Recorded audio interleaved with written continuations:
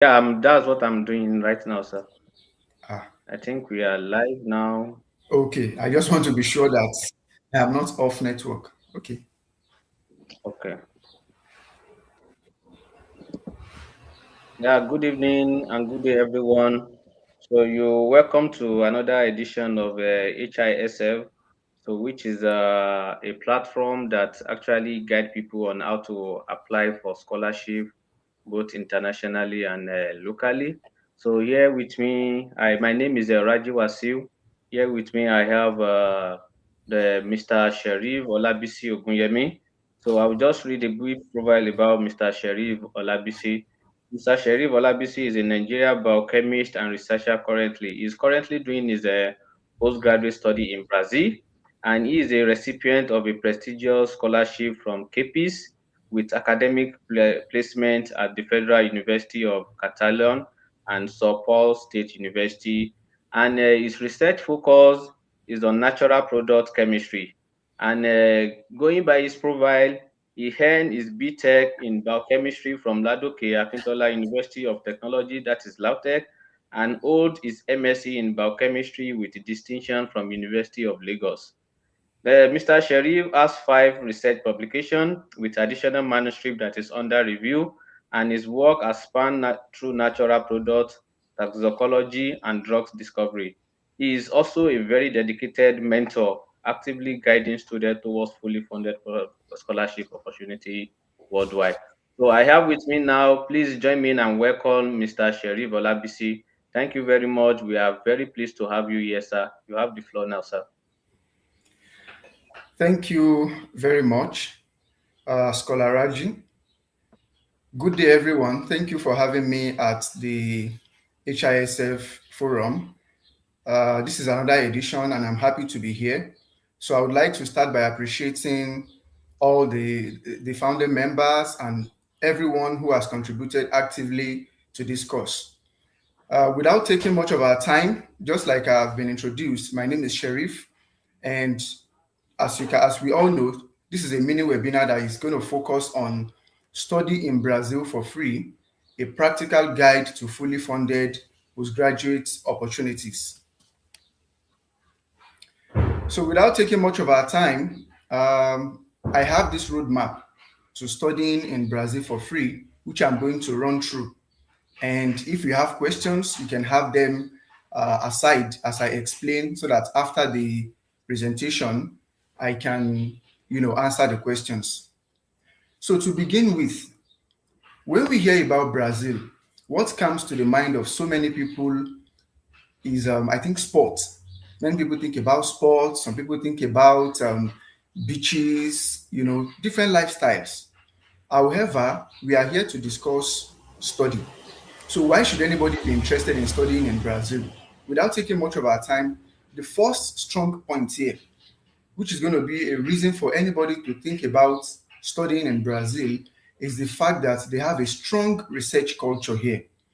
And this is easy to know if you make research about Brazil.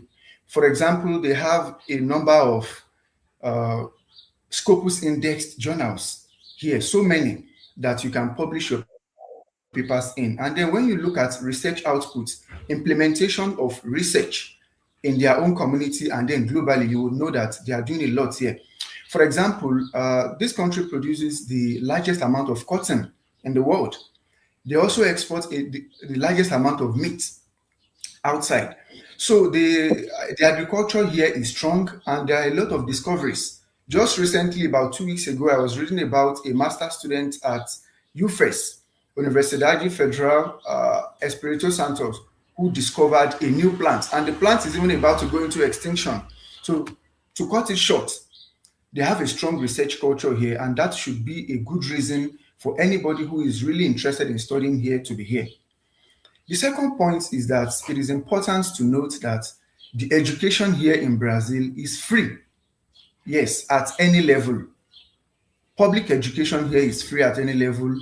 Whether you want to do an undergraduate program, a master's, a PhD, whatever it is free.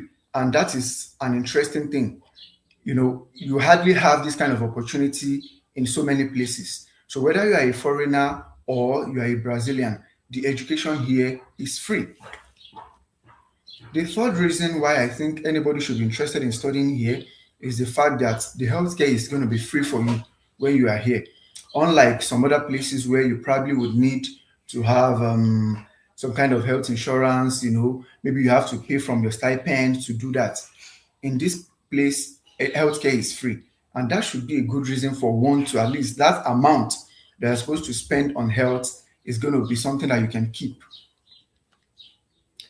The fourth point, which I believe I should mention here, is about the admission process and the visa processing. I said that I have it here that the admission processing is simple, not in terms of how you apply, but how the process is in terms of how your application is reviewed. Because when you apply, you are going to note that you will notice that the number of documents that you will produce might be more than that you will need if you are applying to, let's say, you're applying to the US, you're applying to Canada. However, the admission process is simpler because the competition is not as much as what you can have in the US and then Canada. And then when it comes to the visa processing case two, you just apply for your visa online, you have your documents sent to the embassy, it is reviewed, and you are granted the visa. So for instance, I did not even know where the embassy is. All I did was to send my documents. So, and this is one thing that should interest anybody to be ready to study here, because you know that the processing is going to be much easier for you. So the fifth point is that there is reasonable stipend here when you come to study. So there's going to be a slide where I'll lay more emphasis on this, so I won't say much on it now. Another point that I want to mention here is the fact that the people here are friendly and welcoming. Yes, you will notice it a lot, and it's going to be overwhelming. You will feel like, is there something attached? Where we come from, when somebody is kind of so much friendly to you, you start thinking about, is there something attached? But that's not the case here. They are just so friendly and welcoming. Another point is that the living here is affordable. So the stipend you get is enough for you to live comfortably.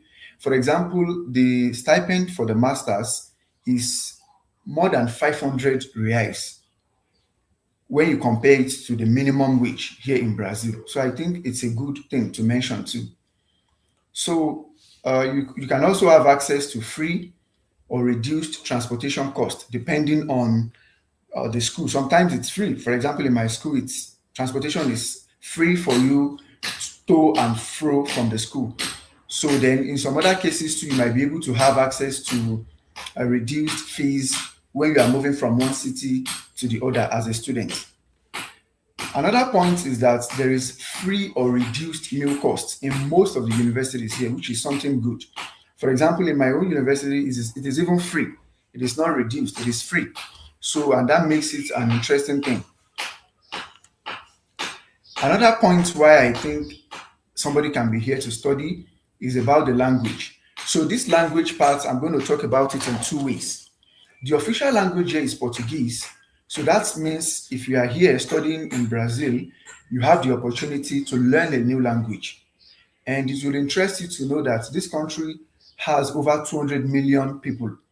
So that means if you learn a language that over 200 million people speaks, it increases your chances of collaboration even after the program. If you go back to your country, you want to still continue to do research and all that. There are also some other countries that speak Portuguese, like Portugal.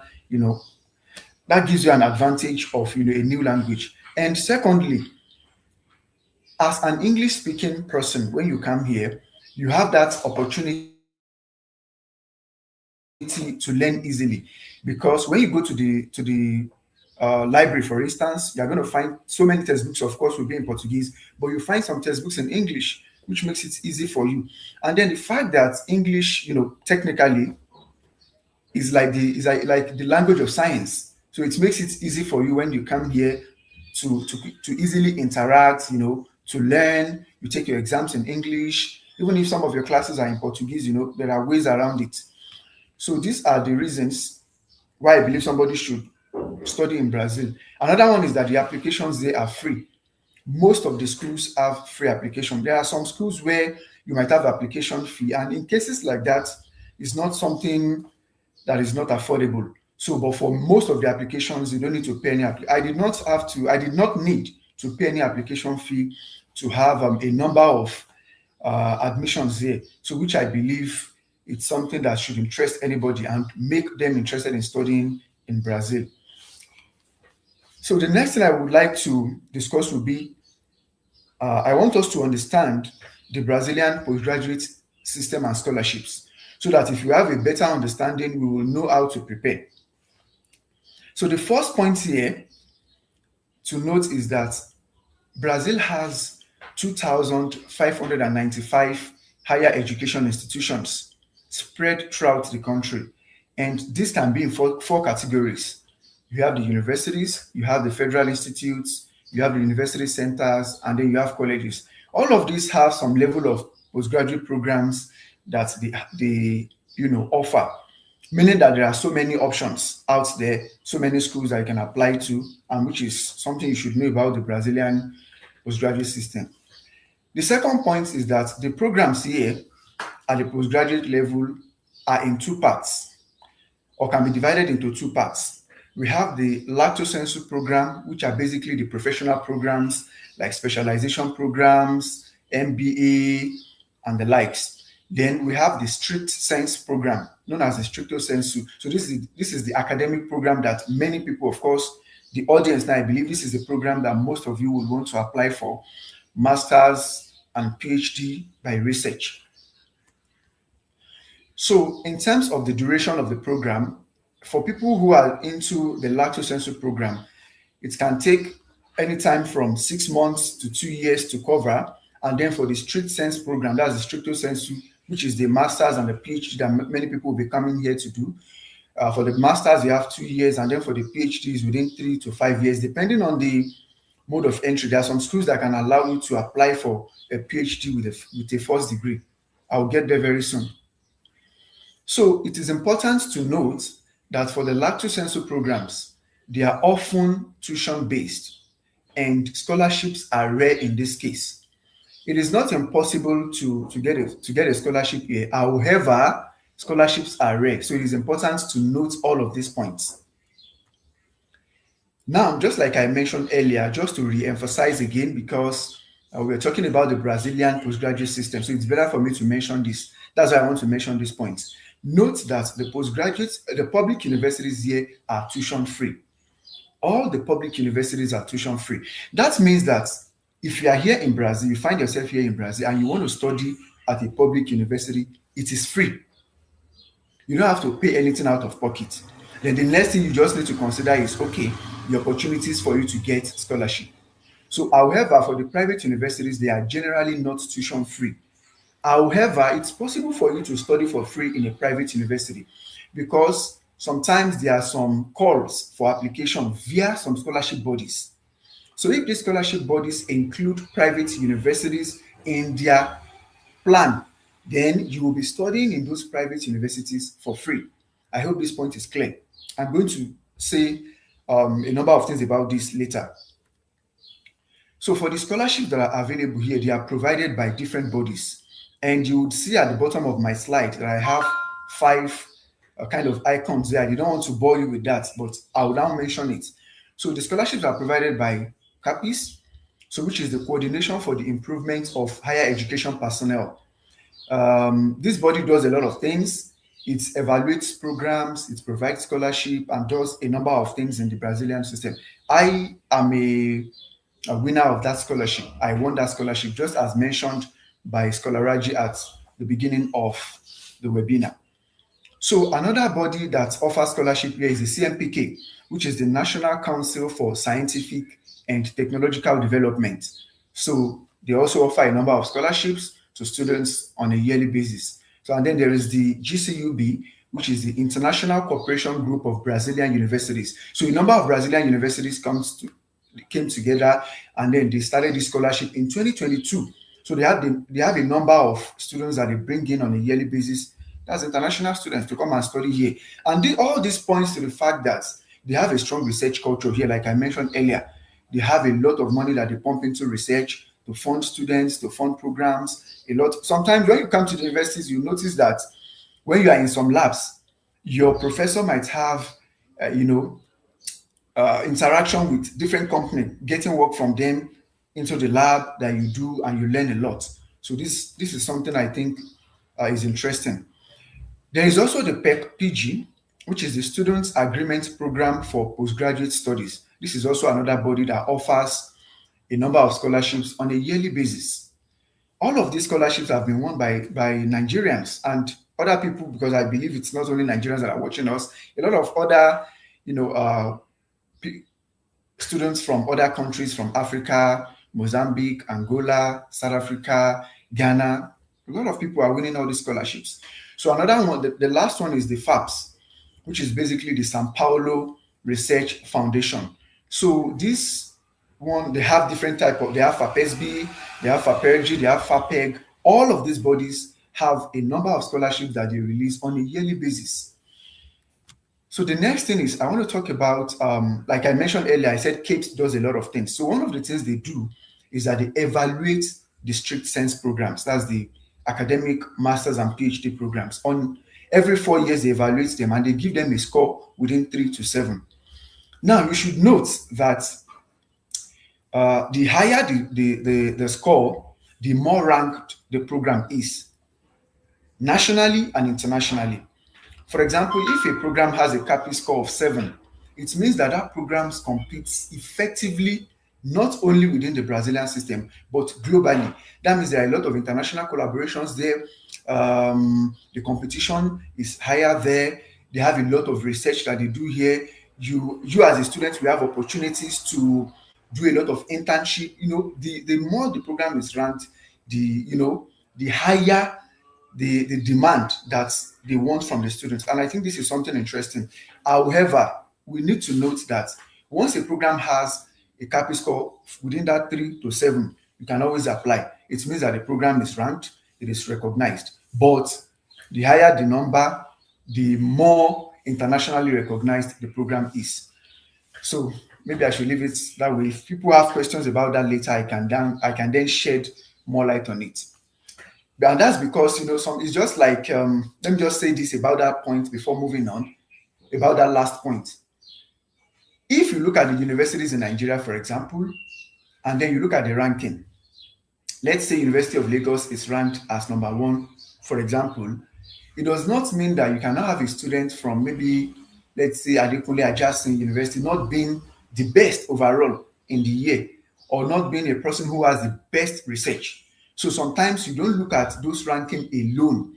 You have to look at the program. Does the program have what you're interested in? Are they doing the kind of research you need? Do they have professors that can give you the quality you need? So that matters sometimes when you are looking at the ranking and all that. So that can be a little bit complex. Let me just move on. So for the application period to the postgraduate programs here, if you want to apply for the GCUB, the application opens around July. Within June, July, it's going to be opened. And then for PEC-PG within August to September. And then if you want to apply directly, that's for direct applications. That one is technically anytime. I said technically anytime because in the Brazilian system, if you want to apply to schools directly, instead of applying under a call, the GCUB and PEC-PG are call for applications by those bodies. However, if you want to apply to a school, you can just go to their website. If your application is open, then you apply. But this is how it works in the universities. If you want to get in second semester, you apply in first semester. If you want to get in second semester, you apply in first semester. So the first semester runs from March till around July, August. And then the second semester runs from around August till December. So technically, January and February used to be like free holiday period for the students. Now, if you want to get in second semester, that means you apply first semester. For instance, as we speak, there are a lot of universities with ongoing application for second semester entry. And then at second semester, you have a lot of universities too with ongoing application for first semester entry. And in one of the slides here, I have a number of schools. I can't bring all, but I think I listed about 11 with ongoing application. So when we get there, I'm going to present some of those schools. So technically, if you want to apply directly to universities, that can be done at any time. So for the stipend, if you come here for a master's, generally speaking, what you are going to get is 2,100 Brazilian reais as your stipend. And if it is for a PhD, you will get 3,100 Brazilian reais on a monthly basis. So, and like I said, if you can remember when I started, apart from this stipend, you still have access to, you have opportunities for a number of benefits, like the healthcare that I talked about, free meals, free transportation costs, and all that, depending on the school, depending on how you understand the system. So that aside, now for those who are lucky to win the FAPESB scholarship, which is basically the Sao Paulo Research Scholarship, uh, when Scholar Raji was introducing me, he mentioned Sao, I think he said Sao Paulo. No, it is São Paulo. We call it São Paulo. Is a state here in Brazil. So they receive the largest amount of money for research. So they pay a lot. If somebody is lucky to win for FAPESB scholarship, look at the master scholarship offers from 3,270 reais to 3,450 reais. For the PhD, you get 5,790 reais to 7,140 reais. So, and I decided to put this and then a link that's going to take somebody to the source, because I noticed that even some of the international students here in Brazil are not aware of this, that they can go for the FAPESB scholarship and then, have something much more than the general stipend. So this is going to be a brief breakdown of the postgraduate systems and the scholarships that are available in Brazil. So now let's talk about the eligibility criteria and then the requirements to apply to the universities, since we understand the system now. So the first point to note here is that you need to have a relevant degree if you want to apply. Of course, if you're applying for a master's, you need a first degree. That's a BSc, a BTech, or HND. And if you're applying for a PhD, you would need master's or MTech to apply for most of the schools. But like I said, which I'm going to present in this slide again, there are some universities that can allow you to apply for a PhD directly, just as it is done in the US, which means you essentially earn your master's alongside. And I think that is something interesting. Now, in this first point, I wrote with a good GPA, and then that good is in quotes. That is because I think that is relative. If you have a 2-2 or third class, I will never discourage you to apply here. Please apply. Because if you have some other measures of seriousness and scholarship as a student, those ones will even weigh more and bring you in better than just GPA. For example, you have publications, you have some events that you've participated in that are relevant to your program. All of this, you just have the proof for all of these things. Because when you upload them while you are applying, each of these will give you additional scores. So it is not just about the GPA. Let me move on. So there are some universities that will offer you direct PhD admission, like I mentioned earlier. We call it Doutorado Direto. For example, UFSM, that's Universidade Federal Santa Maria, Federal University of Santa Maria, University of Sao Paulo, State University of Campinas, Federal University of Rio de Janeiro, Federal University of Minas Gerais. All of these universities can allow you to apply for a PhD directly with your first degree. And sometimes there are just some programs in some universities. So there are some universities that do not have that culture of allowing you to apply to the university with a first degree for a PhD. However, specific programs within the universities can allow that. So when you make your research, you can find some of this. So the third point to mention here is that there are certain programs that may require proof of English or Portuguese proficiency from you, particularly language programs, for instance, might require this. And for some other programs which are generally not language-based, if they require a proof of English, it will generally be sufficient for you to upload your English proficiency letter from your university. I believe many of us will be used to that. Apply to your university to get a letter that says that, okay, you studied in English and something like that, and then you upload it while you are applying. So when you do that, it's going to be sufficient.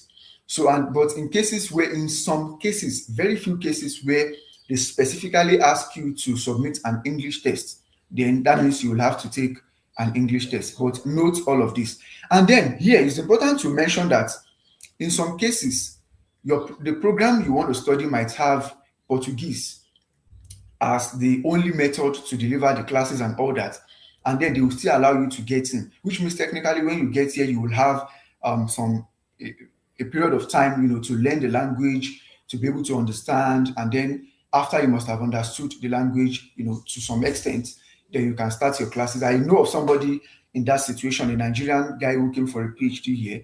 He studied the language for a while, and then he's having his classes now, and they're allowing him to even take his exams in English. So I don't want to overflog that. So the fourth point is that for you to be eligible to apply for the GCUB specifically, for instance, you have to be a citizen of a country that maintains a diplomatic relationship with Brazil. So generally, you have most of the African countries are here. So I don't think there's any need to start mentioning. For PEC-PG, similarly, you have to be a foreign student from countries with educational cooperation agreements with Brazil. Once you have that, you are eligible to apply. So generally, I want to talk about the GCUB now, the GCUB scholarship program. What are the documents? Because here we are talking about the eligibility criteria and then the requirements. If you want to apply for the GCUB, one, you will need your certificates and transcripts. Two, you will need your curriculum, that you need your CV. This CV can be the standard academic CV, the one with which you apply to other countries like the US, Canada, and others. You can use it to apply. However, I would just advise that you create the Brazilian CV style known as the lattice CV. I'm going to say much about it later, then I'm going to present a slide that will show you a link that can take you to the website to generate your CV. So the third thing is you are going to need your passport, what we normally call international passport. Then finally, you will need Essay 1 and Essay 2. So the Essay 1 is basically a motivation letter, just like a statement of purpose. The instructions to follow to write it is always written there. Therefore, the Essay 2, you have the research proposal. The instructions to follow will be clearly stated in the selection notice. It's a call, just a number of pages. When you read it, you understand what you need to do. And then, technically, this GCUB application is like a 5-in-1 application. So why did I call it a 5-in-1 application? It's because when you apply on the website, you have the opportunity to choose 5 universities within the application. So for example, when you look at because when the selection notice is published, the process is going to be explained, the number of universities participating will be mentioned, and the courses that these universities are offering will be there. For example, let's say that I have a first degree in economics and I want to do a master's in economics here. So, and then there are 5 universities that I found there with masters in economics. I can select those 5 different universities, and then upload a unique Essay 1 for each one. That's what I advise people to do. Let your motivation letter be unique for each one, because you have the place where you can upload it. Upload Essay 1 for School 1, Essay 1 for School 2, Essay 1 for School 3. You do that. And then if your research proposal, for example, happens to be something you can do in all the universities, that means technically one research proposal will be sufficient for you. You just upload it all through. But if you are somebody who wants to change research proposal, that is also possible. So in a nutshell, it is you are applying for the GCUB scholarship, but you have the opportunity to choose 5 universities within the application. So the second scholarship that I want to mention is the PEC-PG scholarship. So if you're applying for the PEC-PG scholarship, you need these documents on the slide. One, you need a declaration of employment relationship. So this is basically like a letter that talks about whether you have an employment or whether you do not have an employment. Just a formal document, you have it uploaded. And that is because the program has to know if you are really somebody who can come, when they give you the offer. Then the second one is you are going to need a proof of residence. So this proof of residence can be just your utility bill, maybe like your electricity bill, water bill. It can even be your statement of account, something that shows your address. So the third one is you are going to need your academic certificates, Then 4, you need your identification document. Identification document here simply means your passport. So then you need a lattice CV. So specifically, if you are applying for the PEC-PG, there is no option. You need the Brazilian CV style, which is the lattice CV. In one of the slides, I'm going to talk more about that. Then you need your academic transcript, another document. You also need an academic memorial, which is a summary of achievement. See this as a motivation letter or a statement of purpose, because the instruction is just something like that. You want to talk about your motivation for coming for the program. You want to talk about your past experiences. You want to talk about why you are choosing the school.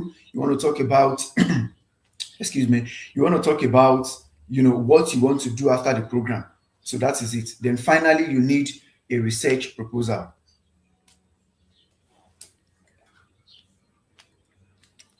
So in the case of the PEC-PG, it is a two-in-one application. For the GCUB, I mentioned that it is a 5-in-1 application, meaning you can choose 5 universities within the application. But for the PEC-PG, it is a 2-in-1. That means you have the opportunity to choose 2 universities, and then while you are applying on the website. So if you are applying directly to universities, these are the documents that you would need. Not all, but you will need some of these documents. So the first one is your valid passport. The second is your certificate and transcript. The third will be your Brazilian CV style, which is the lattice CV. Then 4, research proposal. This is not something general. That research proposal, if you're applying directly to universities, sometimes the program might not need you to apply with a research proposal. For instance, my PhD admission at Sao Paulo State University was without a research proposal. So what I did was I applied and I did an exam, and then I had a passing score, and then I got the admission. So it is not that you must need research proposal. I think it depends on the program, it depends on the school. But note it as one of the things that you would most likely need when you are applying. So another document will be your letter of recommendation and statement of purpose. This is also not general. For example, all of the places that I applied to, I did not need to make use of a letter of recommendation and then statement of purpose, but I've seen programs in some schools that might require this. So note it that you might need a letter of recommendation and then statement of purpose. Now, this part of not needing letter of recommendation by all the programs or all the schools is something that I believe is interesting, because I noticed that when I interact with some people, one of the challenges they have with applying for graduate study is the fact that they probably do not have people who can write letters of recommendation for them, or probably at some points they did not have good contact with their professors again, something like that. So that means there are options for you when you apply directly to universities here. Another document is the CPF. I'm not supposed to have this there, but I had to put it there because you will likely see it in some of the schools. And that's why I'm having it here. That's the Brazilian individual taxpayer number. I don't know how anybody is going to get CPF if you do not have an admission here. So technically, it means when you see that a program needs CPF and you are not already in Brazil, you cannot apply. But for people who are watching us, who are already in Brazil, who want to apply, and they already have their CPF, then they can specifically target this kind of programs and universities. So it is school specific, like I have it here. Then finally will be authenticated copies of your documents. Now, this authenticated copy of document, let me just quickly say one or two things about it, because some people might not be aware of it. If you are applying to countries, I think outside of the US, Canada, and UK, you would most likely need an authenticated copy of your academic credentials from Nigeria. That's the certificates and the transcript. And sometimes like some personal documents like your birth certificates and marriage certificates. But if you're applying to schools, generally the authenticated documents that they're talking about will be your certificates and transcripts. So, and I can remember, thanks so much, Professor Luke Gaff, for sharing a document recently on the HISF platform that gives that explains the fact that getting these authenticated documents from Nigeria now is now something that you can do online. This is automated. You just go online, you apply, upload your documents, and then they do it for you. So I think before then, what normally happens is you will have to apply online, then you take your documents to Abuja and have it authenticated at the Ministry of Federal Ministry of Education, and then the Federal Ministry of Foreign Affairs. But now you cannot do all this online. So these are the documents that you are likely to need when you want to apply to universities directly. Note that you will not need all in one application. You just need a number of it. For example, like I said in my case, in one of the schools where I got a PhD, I did not even need a research proposal. And then in some other schools, I did not need LOR, I did not need SOP. So, but these are all the documents that you are likely to meet, are some of the things you will need when you are applying. So now since we understand we now we now have an idea about the the postgraduate system. We know the eligibility criteria. We know what we need to apply. Now let's talk about the selection process. When you apply, what happens to your application? So if you apply for the GCUB, which I referred to as the International Cooperation Group of Brazilian Universities, so these are the things that you're likely to notice. Not likely to notice. These are the things that will happen. The first thing is that there's going to be a document consistency analysis of your application. So that means after you must have applied, uploaded your essay 1, uploaded your essay 2, your certificate, transcript, and all of those things. So when your application is received by GCUB, the first thing they are going to do is they look at the document consistency. Did you upload what you are supposed to upload here? Is everything okay? If everything is fine, then you move on to the next stage, which is the analysis of merits and admissibility. So in this case, what GCUB does is your application is extracted from the system and then sent to those universities. Don't forget that I said this is like a 5-in-1 application. So that means if you chose 5 universities within, note also, it is not compulsory for you to have 5 universities before you can apply. If within the application system you are just interested in applying to one school, you can apply to one. There is a case of somebody who did that here and then she got the admission. So you do not have to apply to all. But let's say you apply to all. What they do is they send your application to all of these schools, and then the universities will analyze, look at your documents, and if they notice that you are okay, they offer you admission. So what happens if you have more than one admission, for instance? Then final classification happens. So GCUB will use their discretion to select one for you so that other slots can be for other students. So this is going to be the technical thing that happens when you apply via the GCUB. Now, if you apply for PEC-PG, which I mentioned as the Student Agreement Program for Postgraduate Studies, in this case, these are the stages that your application will go through. The first one is they will look at your compliance with the minimum requirement. So if they look at your application and notice that you have complied, you have the minimum requirement that is needed to apply, your application moves to the next stage, which is looking at the relevance of the course that you have selected to the research that you have proposed. Don't forget that you are going to need a research proposal. So they are going to look at the research proposal. Is it in line with the program? Is it something you can achieve within the period that you have written that you want to achieve it? And if that is fine, then they look at your academic background, your research experience, and professional experience. So after all this, they are going to make a decision about your application, and then you receive the decision. They are not going to even send it directly to you. You just go to their website, they publish the list of accepted students, accepted applications, and those that are rejected, you are going to see it there. So if you apply directly to universities, these are the stages that happens. One is that when you apply, it is called registration here. Your registration can either be approved or rejected. If your registration is approved, you move on to the next stage. If it is not approved, you have the opportunity to appeal. And that is one thing I love about the education system here. They don't just give you a decision and say it's all. If anything happens, they will expound to you in details the reason for that thing. So if you apply to a school and your name is not published as part of the students whose applications have been accepted, you have the opportunity to appeal. So the selection notice is going to state the instruction to follow for all this. And there are people who make appeals and then they get accepted after the appeals. So that's the first thing that happens. You register, you are either approved or not approved. If you are not approved, you have the opportunity to appeal. Then the second one is that you are likely, if it is the case where you applied to a program where you submitted a research proposal or a pre-project, you might be asked to do a presentation of this just like an online presentation. After you do that, it is either you have a passing score to move to the next stage or not. If you are not approved here, you still also have the opportunity to appeal, and then the instructions to follow to appeal will be in the selection notice. So that is another thing that can happen. Then another thing that is likely to happen is that sometimes you'll have to do on some exams. It can be online or in person. So if somebody is here in Brazil, it's going to sometimes it can be in person and it can be online. And if you are not in Brazil, of course, you're applying outside of Brazil, it's going to be online. I did exams like that.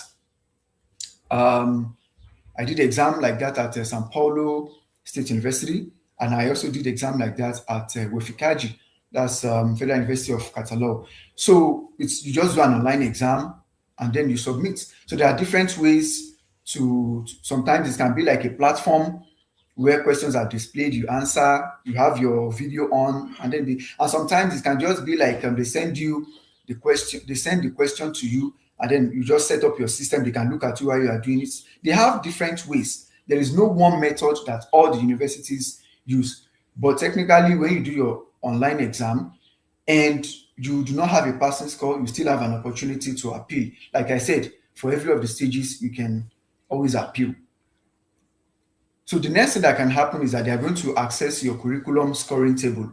So this curriculum scoring table is basically like a document that will be within the selection notice.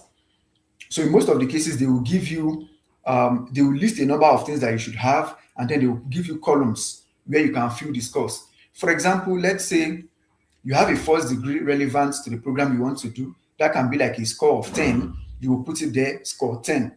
Maybe you have a research publication, maybe per publication that is a 3 marks, and then you have like 3 times 5, 15. All of those things, there's always a curriculum scoring sheet for most of the schools. For some, you might not see that. So when you fill the curriculum scoring sheet and you submit, if you have a passing score, you then move on to the next stage.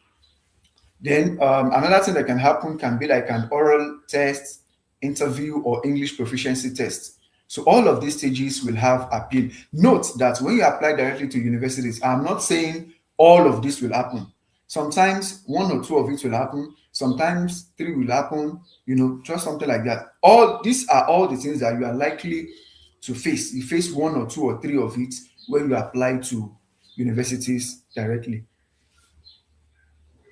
Now, based on all these explanations, understanding the system, knowing the eligibility criteria, and then understanding how the selection process takes place, and then my own personal experience. So based on this, I want to list 10 winning application strategies, which I believe if you follow closely will help you a lot in getting in at one go, when you don't even need to start doing on and on, just at once. I believe if you follow this.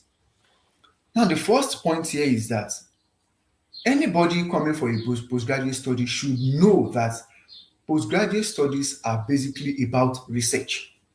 So choose your research area and identify relevant programs and institutions in this area. If you have not done this, many people are interested in studying, at countries where they are going to do good research, but they really do not know that from the scratch they must have a research area. For example, chemistry is not just chemistry. There are a lot of areas. Economics is not just economics. There are a lot of research areas. So you must have a research area that you are interested in. And then the programs that you are choosing, the institutions that you are choosing should have, research lines that can help you do that research. That is going to help you a lot. So that's the first thing you need to do. Choose your research area, then identify programs and institutions that you can apply to. Keep them somewhere in your spreadsheet. Now, the second point is that you should download and review past selection notice of that program you want to apply to, so that you can understand the process. What are the documents you need to apply? And when you apply, what are the stages that your application will pass through? All of these things I have explained. You then have a clear picture of it by the time you download a selection notice and then read it. So the third thing is that, sometimes you can read information and then still have questions. When you have questions based on the things that you've read on the website or on the selection notice, then the next thing you should do is to Send messages to the program coordinators. Their emails are always there on the website. Sometimes their phone numbers can be there. If you are convenient making a call direct, you can tell them you want to make a call and you discuss with them. So make sure you clarify any doubts you have. So when you do that, that means you are clearing your path. That is an action plan towards achieving your goals. You don't just apply blindly. So this is a third point that I would strongly encourage anybody who wants to apply to follow. Then the fourth one is that after you must have identified programs, you have professors, you have research line, it is a good thing to send cold emails to professors.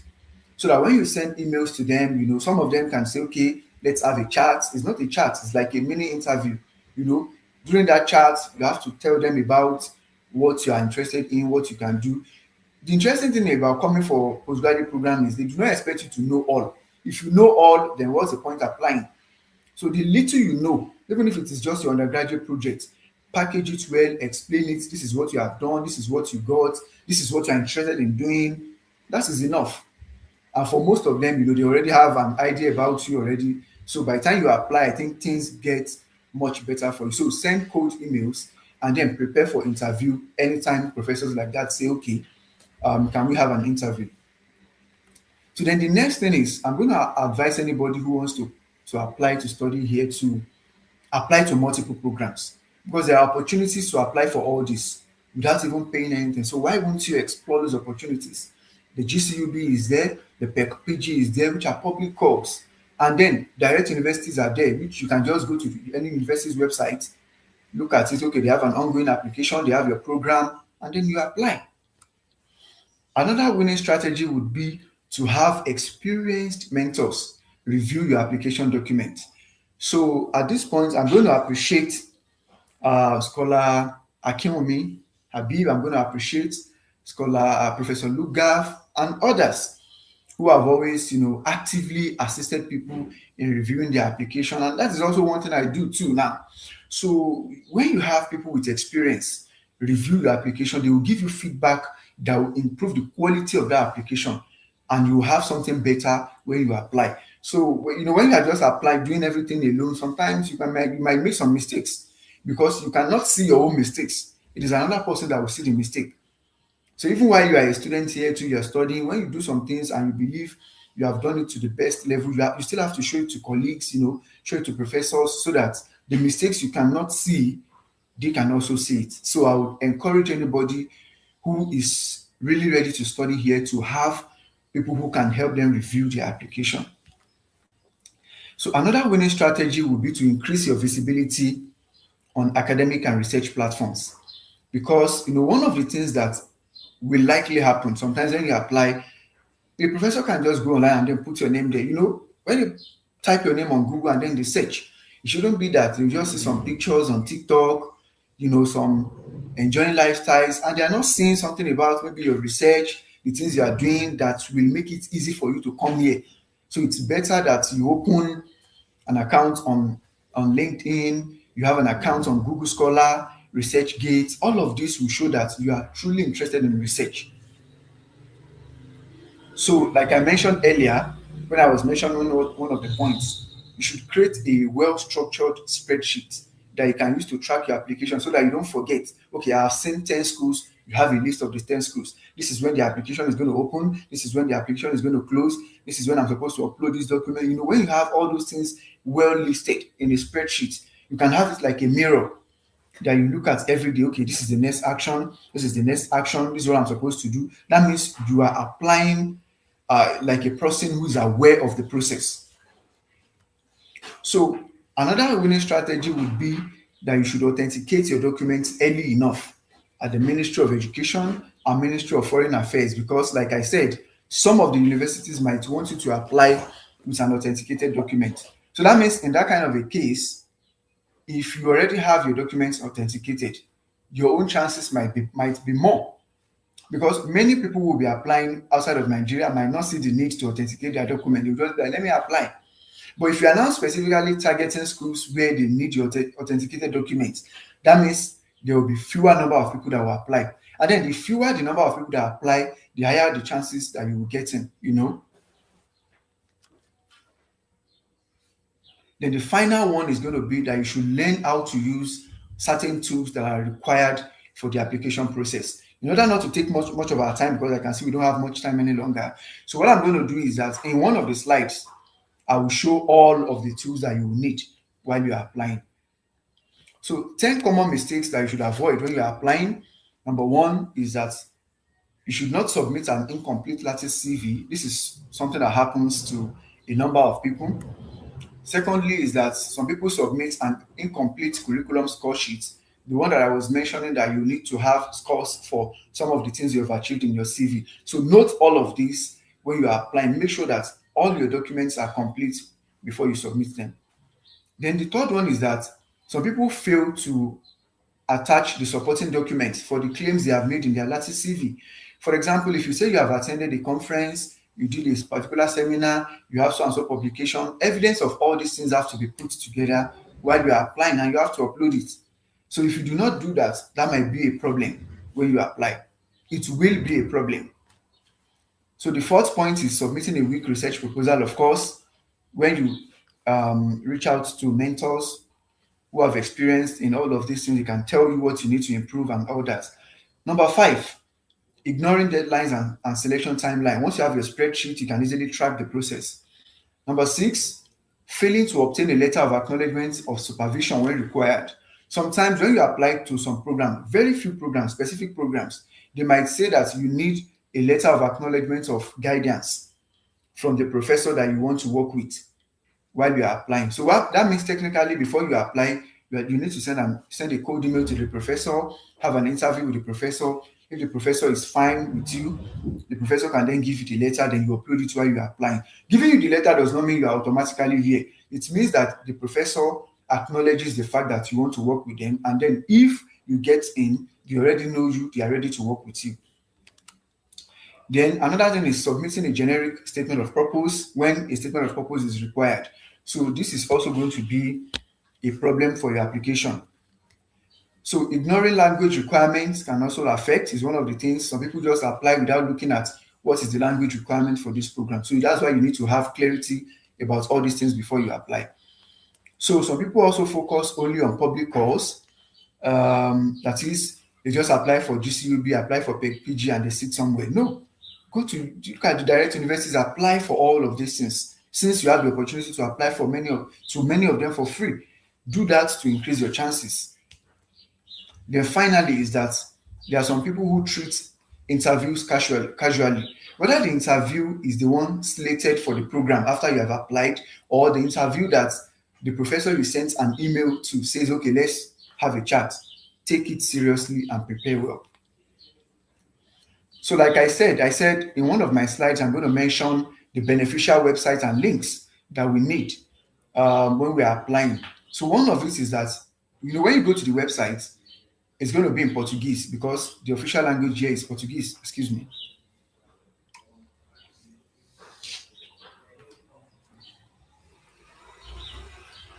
So if you need to translate a document from Portuguese to English, you can make use of these links. Because we don't have much time, I won't be able to. I thought we were going to have much time. I would have clicked on each one, apply them, and use it. But these links, once you click on it, you upload the document. Like let's say you have your selection notice in Portuguese, you can upload it, then you translate it to English so you can read and understand. So to fill a PDF form online, you can easily use these tools. You can use searchita.com, smallpdf.com, ilovepdf.com. All of this will work effectively and they are free to use. So if you need to merge PDF files together, you can also use this, searchita.com, smallpdf.com. You can also use ilovepdf.com. Sometimes you might want to extract some pages from the selection notice and then fill the form separately and upload in a particular place when you're applying. So all of these tools will help you to do these things perfectly. Now, this is the link to the Lattice CV. If you click on this link, it's going to take you to the Lattice CV website. So when you get there, what you need to do is to create an account. When you create your account, you make your CV. After 24 hours, it's going to be published on the website. So you go back to the website and then you have it uploaded. So you have it updated with additional information and then it's going to be full. How many minutes do I have more, sir?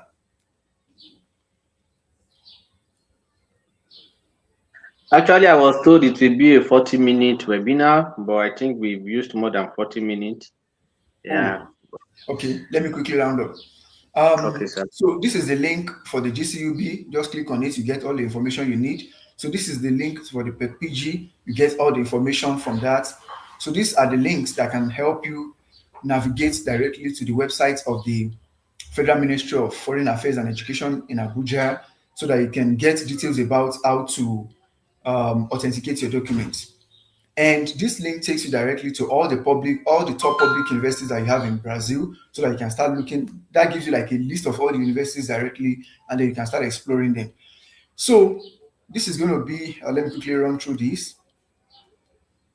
So these are links of ongoing application right now. So if you click on any of this link, it takes you directly to the website of the universities, and you can see programs that are currently accepting students, and then you can apply directly to universities. So I don't have much time. Let me leave my story here. Then now we can move on to question and answer. Thank you. And I wish you success in your journey to study in Brazil. Thank you so Yeah. much for having me. Thank you so much, Scholar Sharif. We really appreciate you and thank you so much for your time. We really enjoy the webinar and your presentation. Thank you so much, sir. So I have two questions here while I'm still expecting whether there will be more questions. And the question here I have is how can we get the result of the most recent KP's evaluation? Oh, good.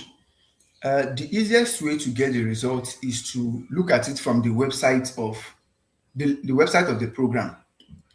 For example, let's say you want to apply for a PhD in biochemistry at the University of Sao Paulo. When you get to the website of the university, you would see a particular place there where the recent CAPIS rating of the school is going to be mentioned. So that's the best place you can get it.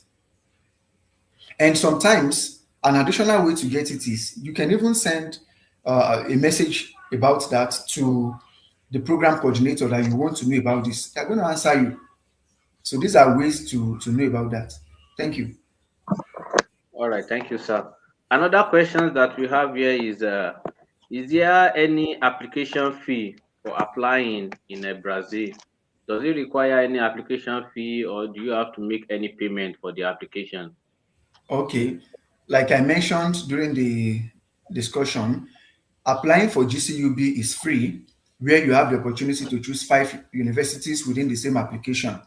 Applying to PEC-PG is free, where you have the opportunity to choose 2 universities within the same application. And if you want to apply to universities directly, there are so many of them that you can apply to without needing application fee. Some will require application fee, but majority of them do not have an application fee. So yes, you can apply without application fee.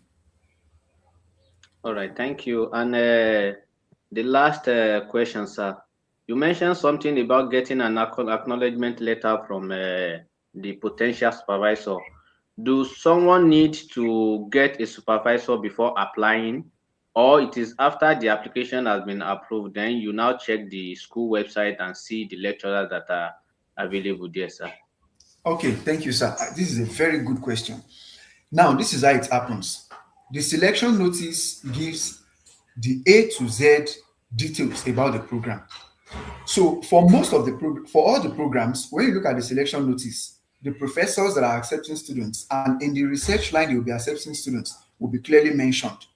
So most of the schools and most of the programs do not need that letter of acknowledgement of guidance. However, specific programs, for example, if somebody is applying for a PhD in pharmaceutical science at Universidade Federal Espírito Santo, that's Federal University of Espírito Santo, one of the requirements is that you need a letter of acknowledgement of guidance. So the way it happens is that before you apply, you send an email to the professor you are interested in. The professor is going to respond to you, look at your profile, and schedule like an interview for you. Sometimes they don't even schedule an interview. Once they see your CV and your documents, like certificate and transcript, they might be okay.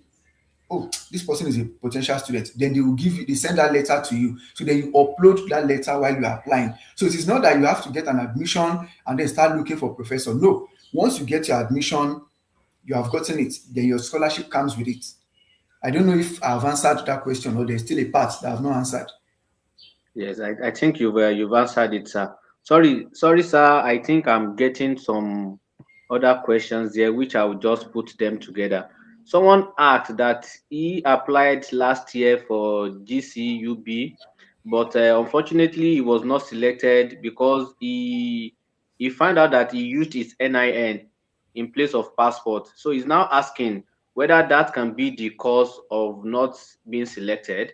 Another question here, which I want you to answer together, is I already have a master's degree. Is it okay if I apply for another master's with my degree program? Okay, let me start with that of the NIN. The instruction there is that you should submit your passport. So that means you did not follow the instruction if you are using your NIN. I might not be able to categorically say the NIN was the reason you were rejected, but the truth is that they want you to upload a passport. That might be. So, I cannot say. And, the first thing that happens with the GCB, like I said, is document consistency analysis. So your document is not consistent if you are uploading your NIN. So that's what I would say about that. Then for the person who asked a question about applying for a master's when they already have a master's, yes, that's possible. If you are changing your research line, you can apply for another master's, even within the same program. It is possible.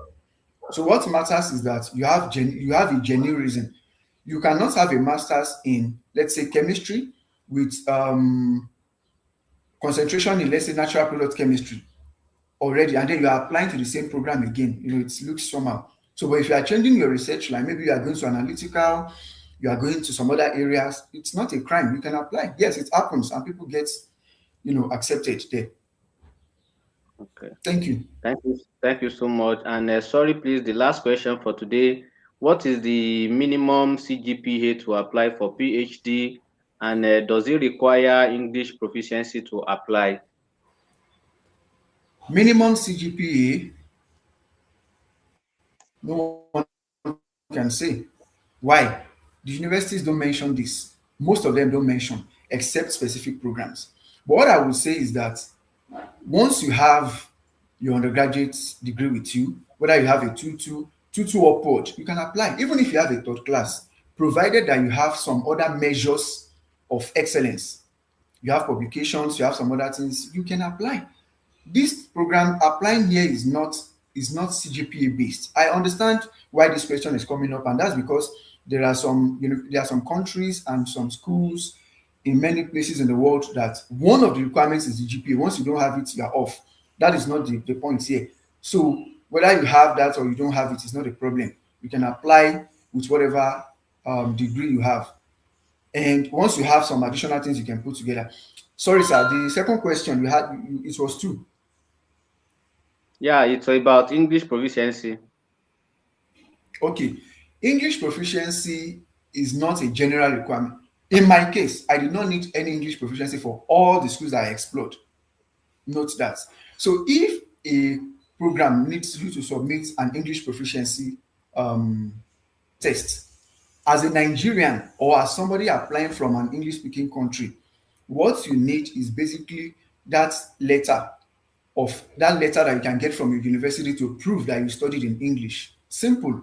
Except if that program specifically says no, you must submit an English test like TOEFL or IELTS, and that's kind of rare. So that's the case. All right. Thank you so much for your time, sir. I think this will bring us to the end of the webinar, sir. You are highly appreciated, sir, and we appreciate your time, sir. So Thank you, we sir. we really pray that God will guide you in whatever you lay your hand upon. Thank you so much for your time, sir. So Amen, and you too, sir. thank you for joining us, sir, and Mars. And you should watch out for another edition of HISF. And please stay tuned. Thank you so much, sir. Thank you.